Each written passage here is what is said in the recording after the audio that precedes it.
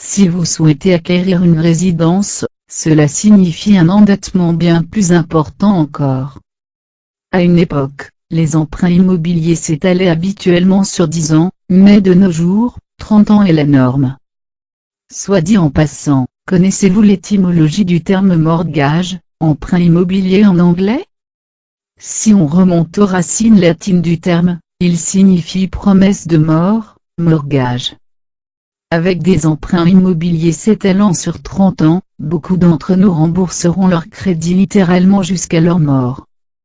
Malheureusement, la plupart des Américains ne comprennent même pas à quel point ils enrichissent leurs débiteurs. Par exemple, si vous avez contracté un emprunt immobilier sur 30 ans, pour une maison de 300 000 $, au taux d'intérêt de 3,92%, vous aurez payé au final 510 640 $. L'endettement par le biais des cartes de crédit est encore plus insidieux. Le taux d'intérêt appliqué aux cartes de crédit est souvent à double chiffre, si bien que certains consommateurs finissent par repayer plusieurs fois la somme qu'ils ont empruntée au départ.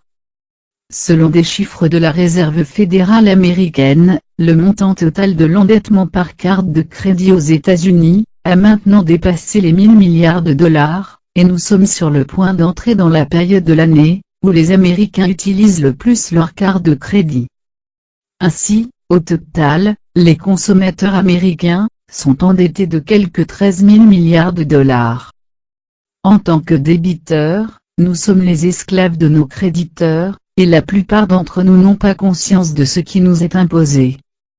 Dans cette première partie, je me suis concentré sur les contraintes de l'endettement individuel, mais lors de la seconde partie, je vais expliquer comment les élites utilisent la dette souveraine pour nous asservir encore plus.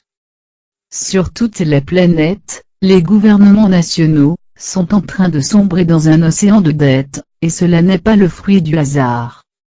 Nos élites apprécient tout particulièrement d'asservir les gouvernements par l'endettement, car cela leur permet de transférer d'immenses sommes d'argent de la poche des contribuables vers leur coffre. Rien que cette année, le gouvernement américain devra rembourser environ 500 milliards de $, rien qu'en intérêt sur la dette souveraine. Cette somme représente autant d'argent que le contribuable paie sans pouvoir en profiter, et ceux à qui cet argent est destiné ne font que s'enrichir encore plus.